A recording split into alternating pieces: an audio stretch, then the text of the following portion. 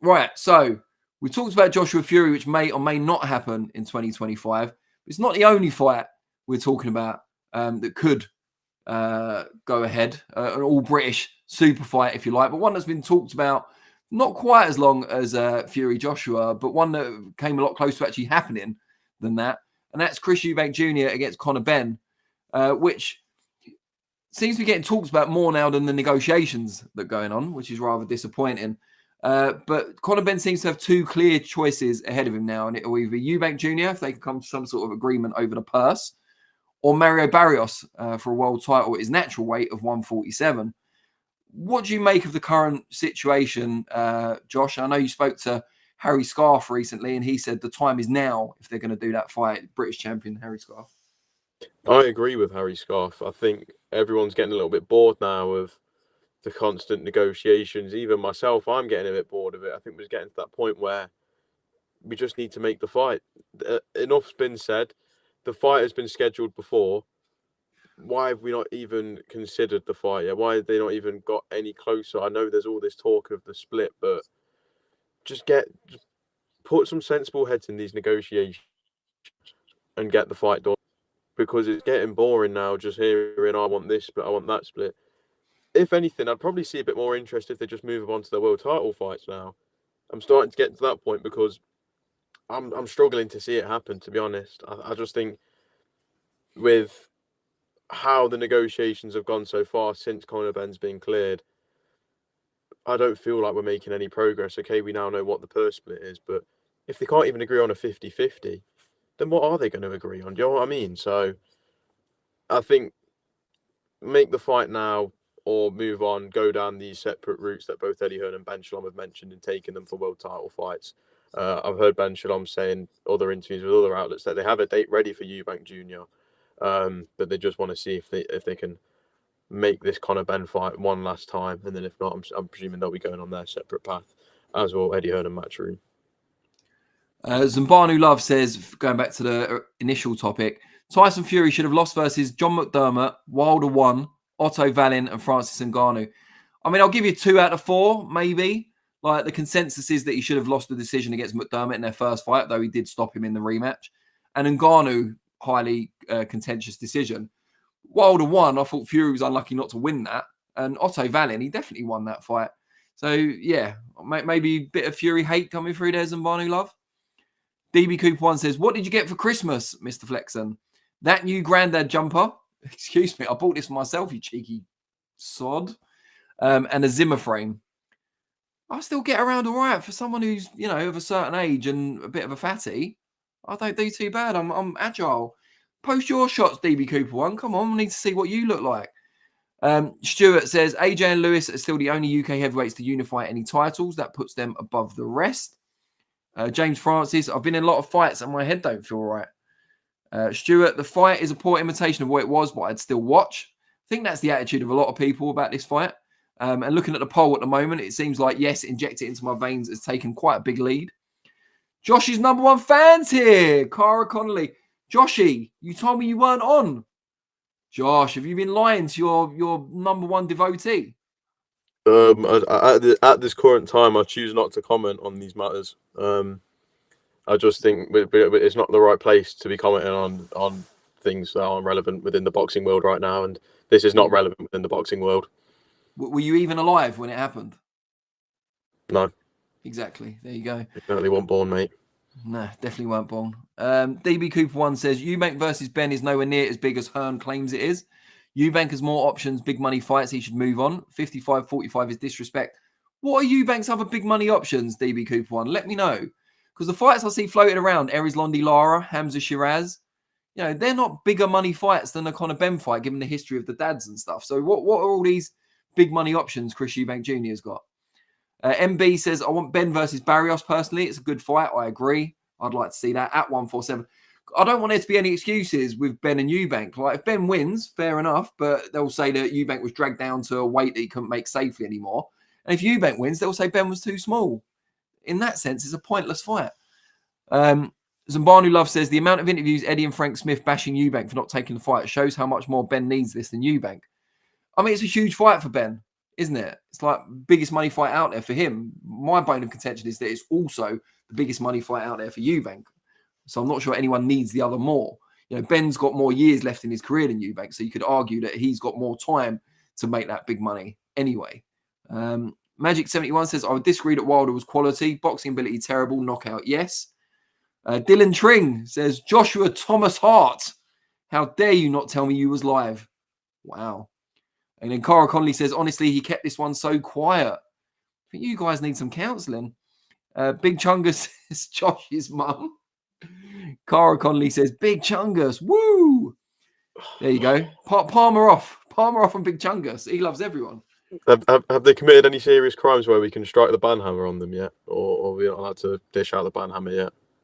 Mate, if you want to do the banhammer without my endorsement, and I'll turn the other way for a second, I'm not saying anything. Got my hand on right now. Big news for Big Chungus. Eamon Khan is about 5 minutes away. About 5 minutes away. Hang on, folks. If you're here to see Mr. Eamon Khan, he will be, we promise. Where are we? Magic71 says, Eubank needs the fight with Ben. Frank's about to take his last purse, his sword, and the tea-towel. This is, of course, Frank Warren apparently now suing Chris Eubank Jr. over their press conference fracas not that long ago. Yes, fracas. And Eamon will have asked him about that. Frank Warren, that is, this morning. So we'll find out a bit more about that, either when Eamon's here or when the interview goes out tomorrow. Big Chungus has said to Cara Conley, I'll message you personally whenever Josh Hart is on, so you never miss it. Whoa. You need that banhammer soon, didn't you? Oh, I thought Big Chungus was one. I thought he was one of the boys. What's he doing? What's he playing at? Ethan says, I need catching up on the Seconds Out Cara Con rally lore. Yeah, it's quite. We've got to decide which bits are canon and which bits aren't. And I haven't been here for all of it myself. I'm sure Josh will catch you up in due course, but he's still suffering a bit of PTSD, I think. DB Cooper 1 says, Eubank literally turned down £5 million for Shiraz on Riyadh season and bigger payday with Canelo. Come on, he has more options than Ben, who has never made £1 million. But how much is he being offered for Ben? I can't imagine it'd be that much different, would it? Especially if it is a Riyadh season show. Stuart says, what about journeyman Jack Carroll? Has he got anything lined up? It's a bit harsh, Stuart. I mean, he's just coming off a good win over Regis Prograis. Beat Josh Taylor before that. Pretty good form for a so-called journeyman. Big Chungus says, don't ban me. I need my Khan fix. Yeah, I mean, he was 5 minutes away 3 minutes ago. So you just got to hang on. Don't do anything ban-worthy for the next couple of minutes. Stuart also says, Catterall should have rematched Taylor. It's 1-1. Yeah, but for a lot of people, it's not, is it? You know, in the general consensus, the public size, it's probably 2-0, isn't it? So, yeah, I mean, I don't think there's any real value for Catterall in doing that. And he wants a world title now. Let him have this number one eliminator fight with Barboza, and we'll see how he gets on. Dylan Tring is back again. I'm sure that's music to Josh's ears. He says, can you please ask Josh about orange chocolate VKs, Danny? Well, I mean, I don't think you should assume, Dylan Tring, that I have no knowledge of orange chocolate VKs, to be fair. You know, I've lived. I might be getting my Zimmer frame and my granddad jumper these days, but it wasn't always the case. But in the sake of fairness, Josh, what can you tell me about orange chocolate VKs? I don't remember this popping up on the boxing schedule, to be honest, or on the debrief for today's live, Danny. So I don't really remember anything about it is the question. This is not great. They're a nice drink, apparently, from what I've been told. I've never tried one personally. I don't really dabble in those weird flavors. I'm not a chocolate orange fan, so would love to tell you, but unfortunately, I cannot. More on this story later. Hakan Johansson says that Lewis Crocker versus Paddy Donovan in Belfast on March the 1st. It's my favourite fight announced, and I'll be in Belfast for that fight. It's the best fight of the early slate of fights that Matchroom have announced, in my view. Yeah, really looking forward to it. Unbeaten welterweights against each other, both Irish, in Belfast. Perfect place for it. Yeah, great fight. MB says Carroll is fighting Arnold Barboza for the world title in February. Isn't it a world title eliminator? I didn't think it was for a vacant world title. I think if Teofimo Lopez vacates, then I think they'll get to do it for the full world title. But if he doesn't vacate, then it'll stay for the interim. Or it would stay as the final eliminator. Thanks, Josh. And on the subject of Josh, Cara Conley says, me and Josh are in a happy relationship. With each other? Or are you happily apart? I think Josh is happily apart. I'm not sure. She says, very happily apart, Danny. You could not have said that any better. She says, right, don't ban me again, Josh, please. Big Chunga says This is the best chat Big Chug has ever done. We all know Josh is a big chocolate orange dabbler. I retire. Euphemistically speaking. Dylan Tring says, I have video proof of him drinking them. Wow. That's bizarre. I don't know this man. It's all coming out now. You don't know I Dylan don't Tring. know this man. You've disowned Dylan Tring live. I don't know him. Genuinely, I don't know who he is. Is that his actual surname or is he from Tring? Is it Dylan from Tring? We need to know. We need to know. I could not tell you. I'll try to do some research on him, but I've got just as much knowledge of Dylan Tring as I do Cara Connolly. I don't know either of them. So you're in a relationship with both? Is that what you're telling us? No, I just don't know ladies them. and gentlemen. They're obsessed. Everyone loves a throuple these days. I blame David Hay, I've got to be honest. But getting back to boxing, which I'm sure Josh will appreciate. Conor Benn, Chris Eubank Jr., we could go into like who needs each other more, who's it a career highest purse for and all of that.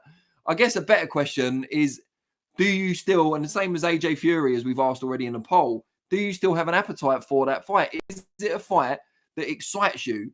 And particularly, I want to ask this to people, and I'll ask Josh in a minute for that reason, and also because he's here.